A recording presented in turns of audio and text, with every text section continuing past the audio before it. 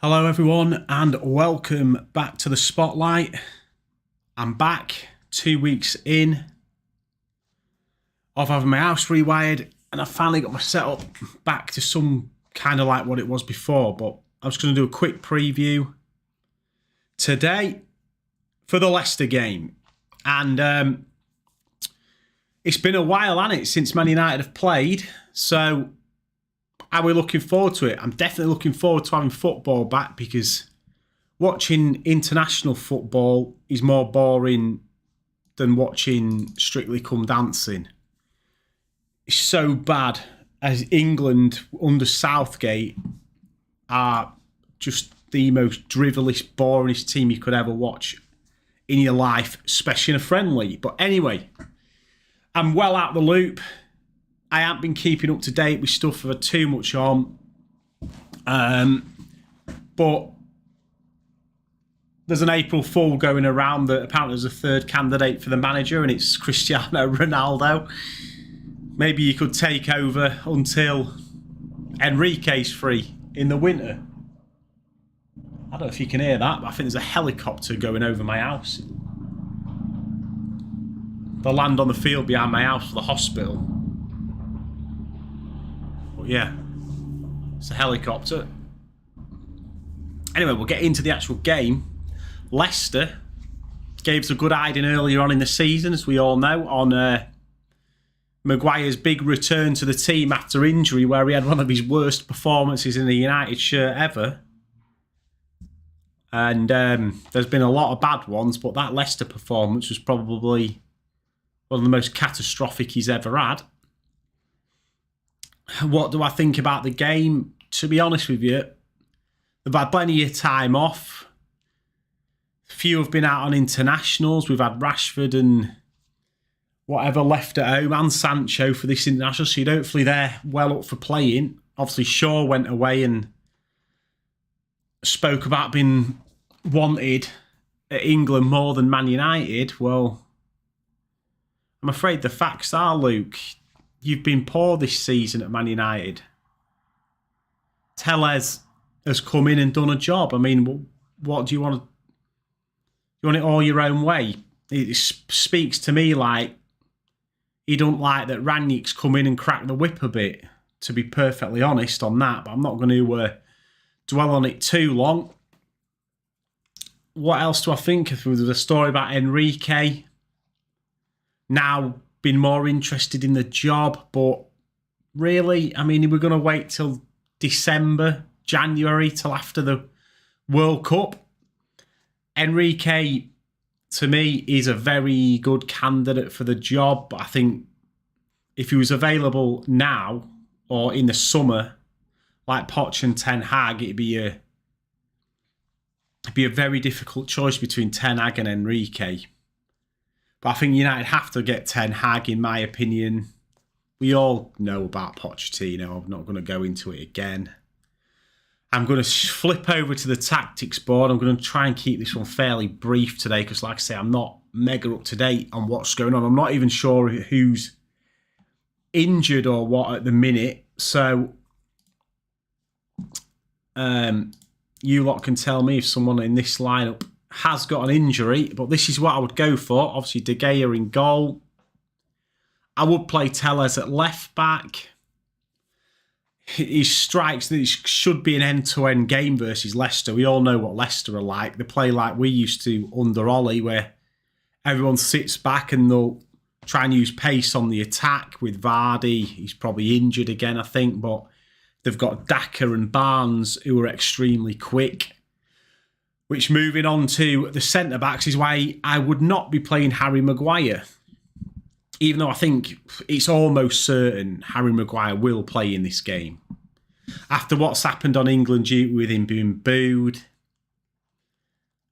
I think he'll want to come back into the team and hopefully he'll prove that he's good enough. I mean, I have nothing against Maguire as a person. I don't think it's probably right booing him. I don't think booing is hate, or I don't think booing is abuse. Booing is something that you do all the time in life. I mean, you're getting booed, you're just having a poor performance. It's not because anyone hates you or they're not abusing you. If anyone had a poor performance, they'd get booed. Don't matter who you are. Just get over it. You know what I mean? You've been booed. Booing, abuse. I mean, is this really where we're going now? Is this how snowflake we are as a community, that booing is abuse? I mean, get a grip, people. Anyway, Lindelof should come back in. These two have looked like a solid partnership when they've played. But Maguire will be in there. There's no way he's going to play Lindelof in this game if Varane's fit, which I think he is. Dalot's got to play right back. Not even going to get into it. There's no one else to play there. Wan-Bissaka needs to be sold. Matic hasn't played for weeks now. Leicester have got a decent midfield with Tielemans and Ndidi if they're both fit. We need someone who can control the midfield, get hold of the ball, make a pass, which Fred and we know McTominay are not great at. So let Matic play for 60 minutes, do his thing, hopefully the game's over. They can come on, then I'd play Fred for his legs next to Matic, and also Fred can get forward. He plays a lot more forward balls than McTominay. And I think McTominay and Matic are too static and not quick enough across the ground if you play Matic and McTominay together. I play Fernandes in the 10. Hopefully filling in and dropping back in to help out in here, because I think we will struggle in midfield against Leicester, because we struggle in midfield against much poorer centre mids than Leicester. So hopefully Bruno will do a job and not be stood up here half the game, or like we say every time, pressing with beyond Ronaldo and leaving a gaping hole in here. Fernandes needs to be taught to be more disciplined in the press. Fernandes should only be going if these three go. He should not be starting the press from in here. And we know Ronaldo's not going to be running his brains out, pressing. But Fernandes does not want to be here pressing. He's got to be more disciplined in this area of the pitch. Saying that, I would definitely play Fernandes. Pogba I'd put on the bench just because of what he said for France, and he can't keep his gob shut when he goes, even though I don't think what he said was wrong at all. I think he was absolutely correct. But he's clearly going, isn't he? And if you're going to come out with stuff like that, you don't deserve to start. I go on about Pogba all the time. He's one of my favourite players at United. I think exactly what he thinks. Over the last 5 or 6 years, we've never put the players in place to give him a proper squad round him. Yes, he was expensive, but you can't expect expensive players to do it all on their own. You need a team. Sancho has to start on the left. He's been good for United over the last couple of months. Ronaldo has to play up front. We've got no one else. Cavani's injured again. I mean, let's take 30 seconds to talk about Cavani. Actually, let's take less. Piss take. Get rid of him now. What is the point in him? If he wants to go and he can get a club to take him now, send him on his merry way. We don't need him. Well, I mean, we do need him, but he's never fit, is he? But anyway, Ronaldo up top, and I'd play Elanga on the right. He had his debut, I think, for Sweden in the international break. His confidence is up. And I just don't think you can play Rashford because he's been left out the England squad. And if you can't get in that England squad, how are you getting in the Man United squad? Yeah, I know there's a lot of attacking talent in that England squad. But let's face it, if Southgate is going to play that formation of the 5 at the back and the 2 CDMs, even if Rashford is in the England squad, he's not going to play, is he? He's probably 6th choice to play up top.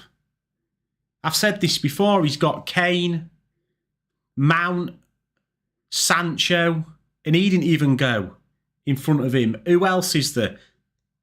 Foden, Grealish, Sterling.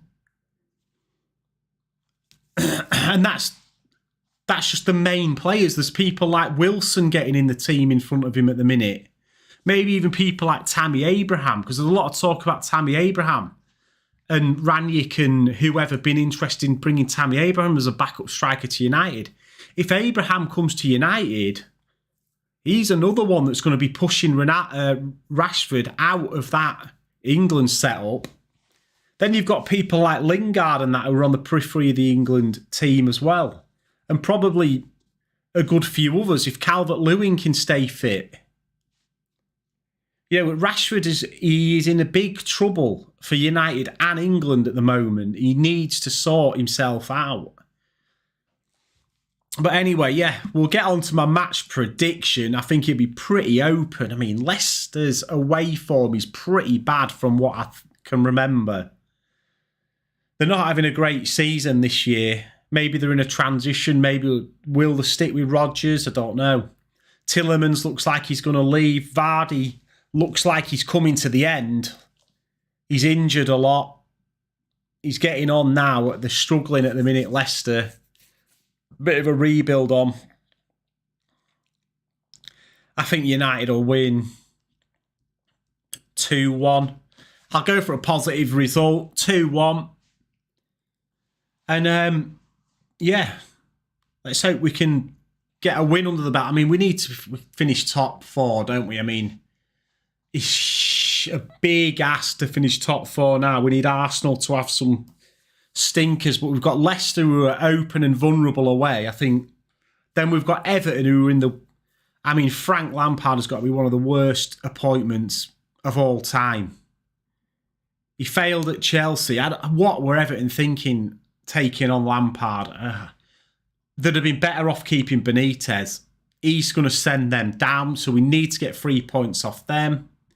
Not sure if we've got after that, but then I think we get into the Liverpools and whatnot. So if we've got any chance of getting top 4, we've got to take 6 points from these next couple of games. And we need Arsenal to have a couple of stinkers to get us back in the race.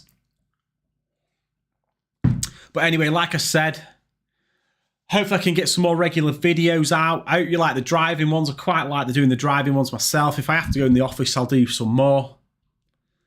Can't go live on my mobile because I ain't got 1,000 subs. I didn't know that was a thing, so that's annoying. And yeah, I'll see you on the next one, on the overview, in the next couple of days, probably Sunday time. And I will hope to come out with some positivity and a victory after the Leicester game. And I'll hopefully get some more regular content out. So peace, like, favourite, sub, you know, and all that good stuff. And I will hit you up on the next one.